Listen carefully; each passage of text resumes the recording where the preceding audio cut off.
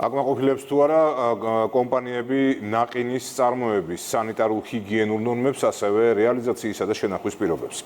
გაზრდილი მოთხოვნის გათვალისწინებით სურსათის ეროვნული სააგენტო საწარმოებსა და სარეალიზაციო ობიექტებს სალმონელაზე, ლისტერიასა და ტრანსცხიმებზე ამოწმებს.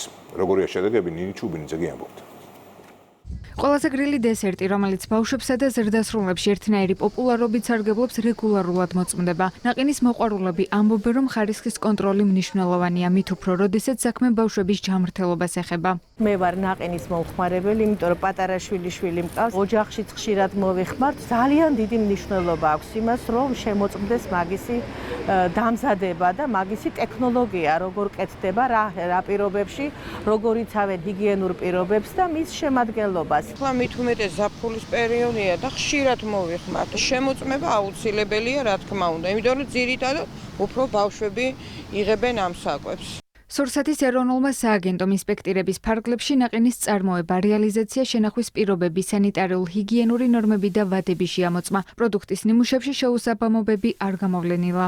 მოწმდება წარმოების გადამუშავების თითოეული ეტაპი, ტემპერატურული რეჟიმები, შენახვის პირობები, ეტიკეტირება. ადგილობრივი და იმპორტირებული ნაყინის ნიმუშები ლაბორატორიულად შემოწმდა ისეთ ბაქტერიებზე, როგორიცაა სალმონელა, ლისტერია, ასევე ტრანსცხიმებზე. გამოკვლეული ნაყინის 100-მდე ნიმუში მთელი ქვეყნის მასშტაბით აიღეს. შედეგები ნორმის ფარგლებშია. ეს ორივე დაავადება ბაქტერიული ინფექციაა, სერიოზულია, იწვევს სხვადასხვა სიმპტომებს, მათ შორის შეიძლება გენერალიზებული ინფექციაც განვითარდეს. ბავშვებში, ორსულებში ინფექცია ყოველთვის უფრო მეტი რისკის ჯგუფია, უფრო მეტად შეიძლება დაამძიმოს პაციენტი. ნაყინის შენახვის პირობები თუ კარგად იქნება დაცული და სწორად, ყველაზე ნაკლებია საშიშროება ნაყინისგან ამ დაავადებით ბების გავრცელება. არ უნდა მოხდეს ნაყინის გადნობა, შემდგომ გაყინვა.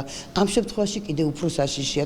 სურსათის ეროვნული სააგენტო ნაყინის ნიმუშებს ყოველწლიურად იკვლევს. ბოლო წლებში დარღვევები და ნაყინის პათოგენური ორგანიზმების დაბინძურების შემთხვევები არ გამოვლენილა.